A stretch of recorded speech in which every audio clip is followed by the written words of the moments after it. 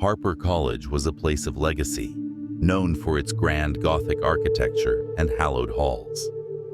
By day, it was a place where students scurried from class to class, chattering and laughing, filling the corridors with life. But by night, the atmosphere shifted, shadows lengthened, and the air became thick with an unspoken tension. There was a reason students avoided Harper College after dark, a reason whispered in hushed tones among the more daring freshmen and the cautious seniors. The story began 2 years ago when a student named Emily Turner vanished without a trace.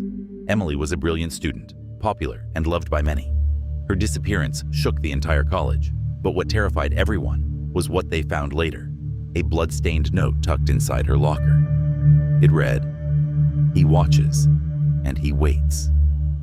The darkness hides his face, but he's always there." The police investigated thoroughly, but Emily was never found, and no one was ever charged. The mystery lingered, and over time, the students crafted stories of a phantom that roamed the college, watching, waiting for his next victim. One cold autumn evening, a group of students decided to stay late on campus to work on a group project. Among them were Sarah, a curious journalism major, Mark, an engineering student with a penchant for the paranormal, Lisa, an art student who often stayed late to finish her projects, and Tim, a business major who had heard the stories but didn't believe in ghosts. As they gathered in the dimly lit library, they couldn't help but feel the oppressive weight of the college's eerie silence.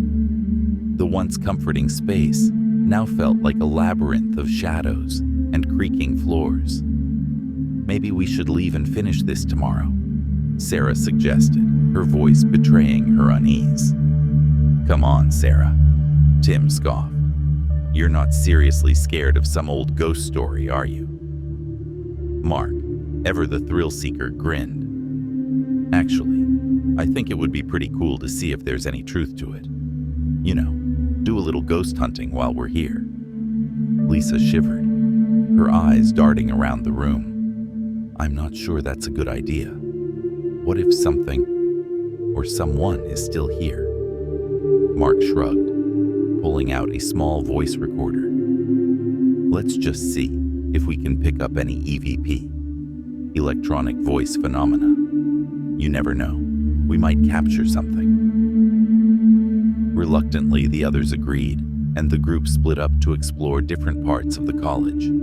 Tim stayed in the library, convinced this was all a waste of time. Sarah headed to the old science wing, where Emily was last seen. Lisa went to the art studio, where she felt most at ease, even if the situation was unnerving. Mark, eager for a thrill, ventured to the basement, where rumors claimed strange noises had been heard. As Sarah wandered the science wing, she felt a strange sense of being watched. The halls were dark, the lights flickering as if on the verge of dying. She kept glancing over her shoulder, certain she saw movement in her peripheral vision. Her heart raced as she reached the end of the hall, where Emily's locker remained untouched, its surface dusty and forgotten. "Hello?" Sarah called out, her voice trembling slightly. The only response was the echo of her own voice, reverberating through the empty corridor. She was about to turn back when she noticed something odd. The locker door was slightly ajar. Curiosity getting the better of her, Sarah reached out and slowly opened the locker. Inside, she found nothing but an old notebook, its pages yellowed with age. Flipping through it, she realized it belonged to Emily. The entries were mundane at first, filled with notes on classes and reminders, but the last few pages were different, disturbing. "I keep seeing him. He's always in the shadows, always watching. No one else seems to notice, but I know he's there. Last night, I heard him whispering my name. He's getting closer. I don't know what he wants, but I'm scared. If I disappear, know that he found me." A chill ran down Sarah's spine as she read the final entry. Before she could react, the lights in the hall went out completely, plunging her into darkness. She fumbled for her phone, using its light to guide her back to the library. Meanwhile, Mark was exploring the basement, his recorder running in hopes of catching something paranormal. The basement was cold, damp, and filled with old, forgotten furniture and equipment. As he wandered, he began to feel an overwhelming sense of dread. His breath came in shallow gasps, and every sound echoed ominously through the concrete walls. Mark stopped abruptly when he heard a faint whisper. It was barely audible, but it was there. Someone, or something, was whispering his name. Mark. The voice was raspy, barely human, and it sent shivers down his spine. He looked around, but there was no one there. Suddenly, the air grew colder, and Mark felt a presence behind him. He turned slowly, but the hallway was empty, yet the feeling of being watched was stronger than ever. Panicking, Mark rushed back to the stairs, but as he reached them, he stumbled upon something horrifying: a dried pool of blood, partially hidden by a discarded tarp. His mind raced. Was this where Emily had been taken? Had she met her end down here, in the cold, dark basement? The whispering grew louder, more insistent, and Mark fled, abandoning his recorder in his haste to escape. Lisa, in the art studio, was unaware of the terror unfolding in the basement. She had been working on a sculpture when she heard the faintest of sounds, like someone breathing right behind her. She spun around, but no one was there. The air in the studio grew heavy, and Lisa felt a sudden pressure on her chest, as if invisible hands were gripping her, squeezing the air from her lungs. She gasped, struggling to breathe, her vision blurring. Suddenly, the temperature in the room dropped, and a shadowy figure appeared in the corner of her eye. It was just a silhouette, but its presence was malevolent, radiating a sense of doom. The figure moved closer, and Lisa's heart pounded in her chest. She stumbled backward, knocking over her tools, her mind racing with fear. Just as the figure reached out towards her, the lights flickered back on, and the figure vanished. Gasping for breath, Lisa bolted out of the studio and ran back to the library. When they all reconvened in the library, the fear was palpable. Sarah showed them Emily's notebook. Mark recounted his terrifying experience in the basement, and Lisa described the shadowy figure that had nearly overwhelmed her. "This place is haunted," Mark whispered, his face pale. "Whatever took Emily is still here. It's watching us." Tim, who had remained skeptical, now looked genuinely frightened. "We need to leave, now." But as they made their way to the exit, they found the doors locked, trapping them inside. The whispers returned, growing louder, more insistent, and the shadows seemed to move with a life of their own. The college had come alive, and it wanted them to stay, forever.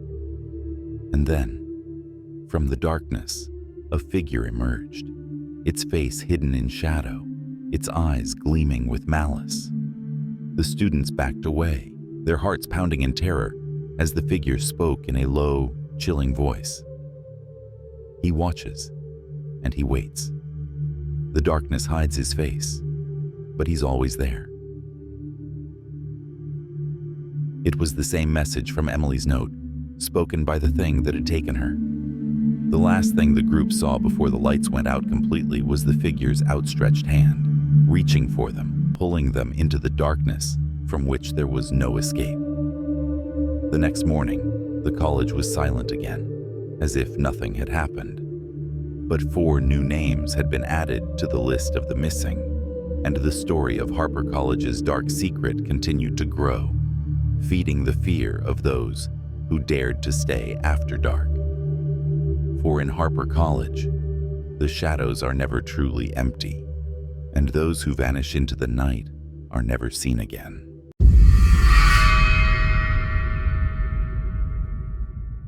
Westbrook College had always been a quiet and unassuming place. Tucked away in the sleepy town of Fairview, it was known for its lush gardens, ivy-covered buildings, and serene atmosphere. But beneath its calm exterior, something dark was festering, something that would forever change the lives of 4 students and leave a stain on the school's history. It all started with a dare, a stupid, reckless challenge that led to a night of terror. Mark, Sarah, Jason, and Emily were inseparable, the kind of friends who did everything together. They were smart, popular, and always looking for excitement.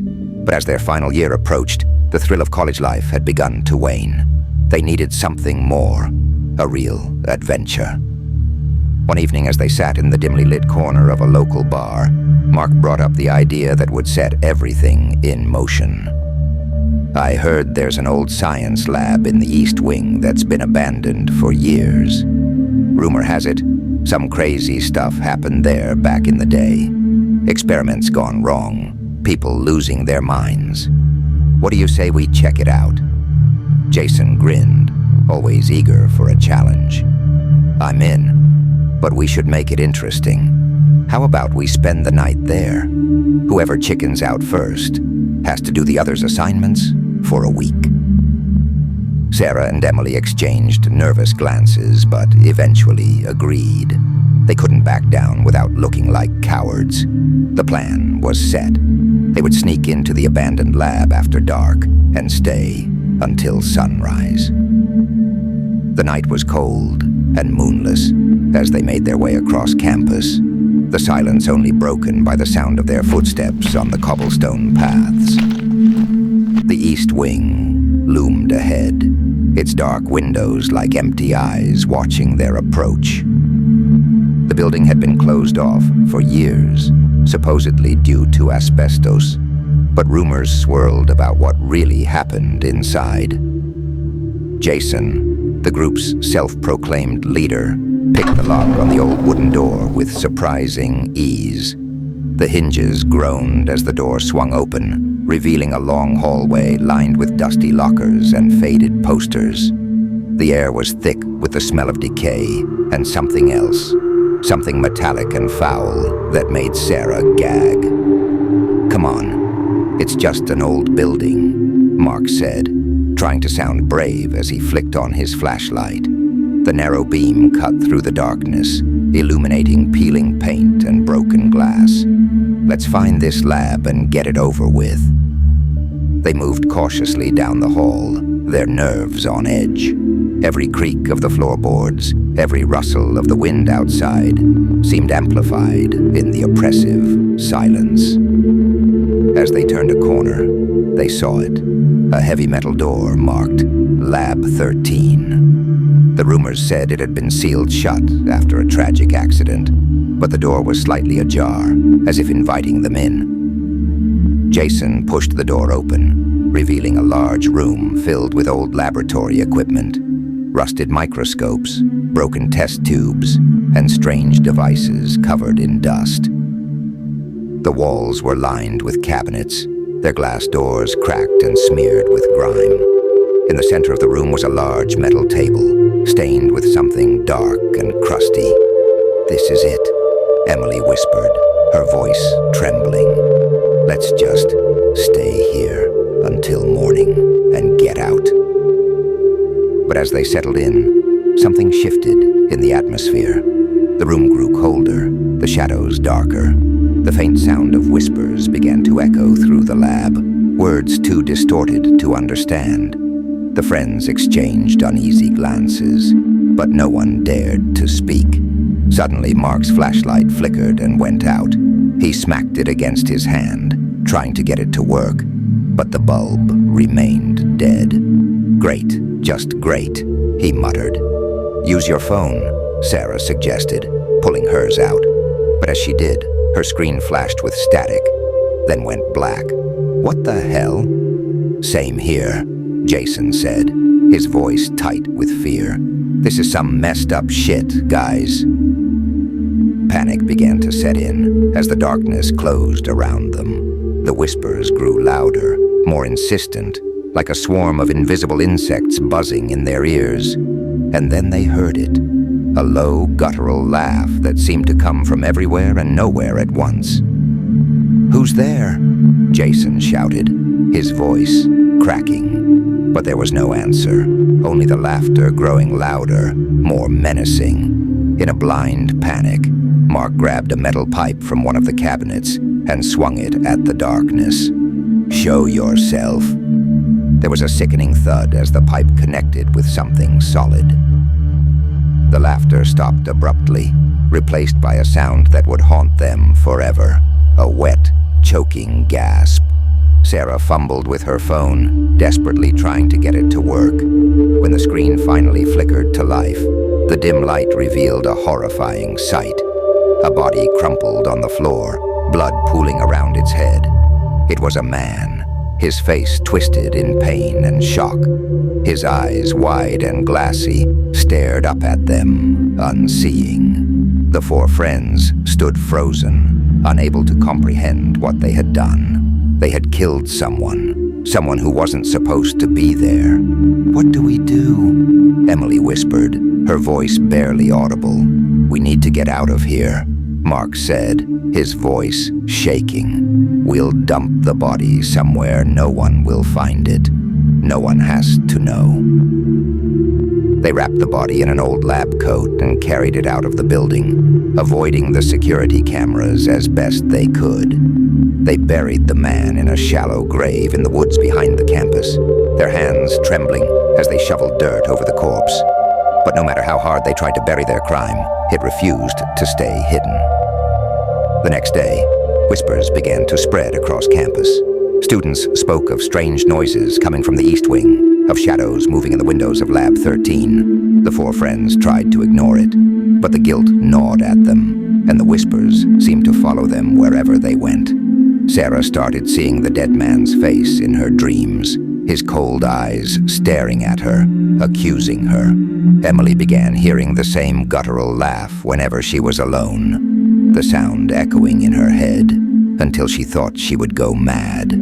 Jason became paranoid, convinced that someone was watching him, waiting to expose their secret.